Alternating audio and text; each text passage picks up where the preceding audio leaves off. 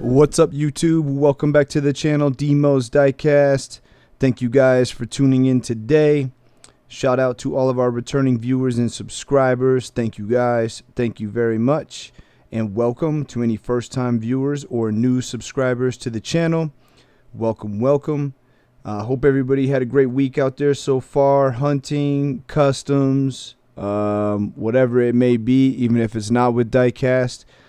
As you can see today at Tiny Cars, we have a couple JDM Legends set up in the parking lot from this year's releases from the Hot Wheels RLC Club. So over here we have the yellow DC2 Integra Type R, and we have the midnight purple Skyline R34 GTR. So that's going to lead us into today's video, which is another JDM Legend. The 1993 Mazda RX-7 R1. Crazy. Was super excited when they announced this one for this year. And then once it was ordered, a little bit of a delay on shipping. So been pretty anxious to get this one. Let's get it out of the blister, take a closer look. So boom, there it is out of the Protecto. Super sick. Came with a little bit of corner damage on mine, but nothing too crazy. Did see a lot of people whose were showing up where the glue was not applied very well around the outside of the blister here, and these were peeling. So a lot of people people's were showing up already opened. Fortunately, not the case with mine, but we're gonna open it anyway. So let's take a look at the back. On here, we have some verbiage. So let's go ahead and check it out. The 1990s were a popular time for racing Japanese cars. Designed with speed in mind, the 1993 Mazda RX-7 R1 found itself sitting amongst the top performers. This model was the first year it hit the North American market, and it came ready to impress. With optimized performance at the forefront of design, it featured upgraded aerodynamics from a front lip to a rear wing. Additional modifications consisted of additional engine oil cooler and upgraded springs and shocks. Rocking red Spectraflame paint and 5-spoke Rail Rider wheels, this version is sure to stand out amongst the collection. So super sick. Let's go ahead and get this out of the package, take a closer look. And boom, there it is. Yo, this thing is sick. This is crazy. Right off the bat, it definitely has Hot Wheels premium vibes. There's not like a crazy amount to it on the outside. It looks just pretty much just like the premium releases. We've seen this in a Fast and Furious set in premium.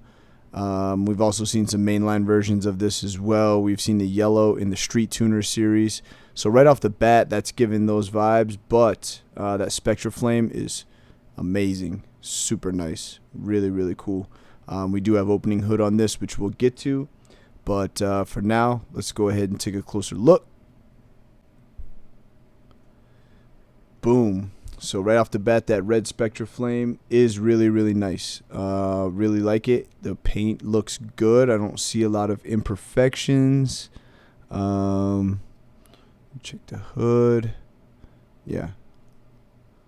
Looks really nice. We had a stretch there with RLC where we were getting some paint flaws and quite consistently. I know the McLaren F1 was one. But all in all, this one looks to be really, really good. Nice silver 5-spoke wheels on there, so super sick. I do like those wheels. I think they fit this casting nicely. The multi-spoke wheel also would have been a good choice on here, but all in all, super dope. So let's take a close-up. On RX-7s, the door handle is going to be up here. Generally, they would be painted black, so I'm guessing this is what this is, the door handle. They just didn't differentiate it with any different color paint. Rear spoiler looks to be... I guess it's just an indentation in the trunk. It's not actually a separate piece.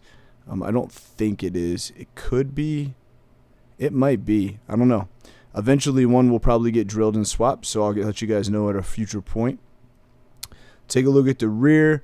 Really nice tampoed up taillights. They look really straight. Everything's pretty good on them. This one a little bit more straight than this side. A little bit of crookedness there, but nothing too crazy.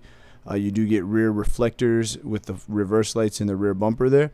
You get your RX-7 Mazda branding there. Mazda badge in the middle with like a keyhole. Third brake light on there. Nice dual exhaust, which is what this car came with, so that's pretty accurate. You got the BRAT license plate, so that's pretty sick. Go ahead and look around, take a look at the front. So right off the bat, I noticed this gap.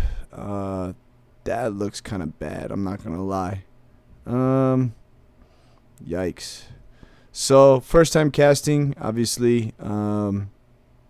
Yeah, I don't know, man. I don't know if that's kosher or not, but it is what it is. It's 164 and it is Hot Wheels, so I'm not expecting the best fitment, but that does look kind of bad, not gonna lie. You do get nice tampoed up turn signals here in the front. Mazda badge on the front bumper there.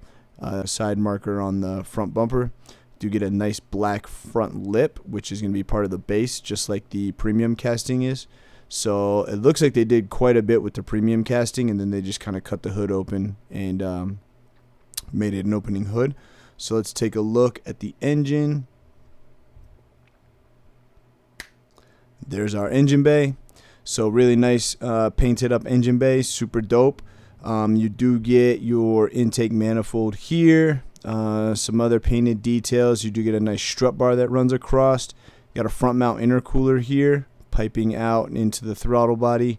I wish they would have gave this intercooler a little bit more definition, like some fins and some paint or a decal across it that made it look like an intercooler. But other than that, not too crazy, nothing too insane, but it's not like a bad rendition. So based upon all the other engine bays we get on most of the other opening hood RLCs, this is pretty spot on. So super dope. Not too upset with the engine bay. Maybe a little bit close, a little bit better that time. Let's take a look at the interior. Do get nice painted inserts there on the seats, so that's pretty sick. Looks like some pretty good detail on the dash and the center console. Doesn't look like any paint, but good texture and detail in there. Take a look at it from the driver's side. This is going to be a USDM because it is left-hand drive. But yeah, the seats again look good. You can see the shifter down in there. Not crazy detail on it. Steering wheel actually looks really nice. You can see the gauge cluster back in there. So all in all, not too bad, not too shabby. Take a look at the base. So yeah, you do get a really nice exhaust detail. So downpipe coming out into your cat, and then out the rear, out your muffler. And that is correct. The muffler did come out at an angle with the exhaust pipes angled out to make them straight. So that is accurate to the real car. All in all, I'm actually really happy with it. Super cool to add another JDM Legend to the RLC collection. For me personally, RLC Legends, RX-7, the Integra, obviously the Skyline, and we have the Supra coming later this year. So hopefully nothing happens with that release. It doesn't get pushed back or pushed to next year. But they are supposed to be releasing a Mark IV Supra as well. So with the RX-7, the R34, and the Supra will be the top three as far as like power wise. But yeah, all in all, super sick. Really excited for that Supra to drop. There we have it. Guys, let me know what you thought about that one down in the comments. Obviously, that hood was a little bit disappointing. Not going to lie. Complete honesty, 100% transparency. But all in all, I think the casting's really dope. I'm excited to see what other colors they come out with. Black Spectra Flame will be spot on. And I'm really excited to see what other releases we get of it. And then again, really, really waiting for that Supra to drop so we can have all of the JDM Legends all in one. So thank you guys again for tuning in. If you haven't already, smash that like button. Don't forget to drop a subscription. And we'll be back with another one very, very soon. So thank you guys again for tuning in. Much love, and we'll see you on the next one. One love.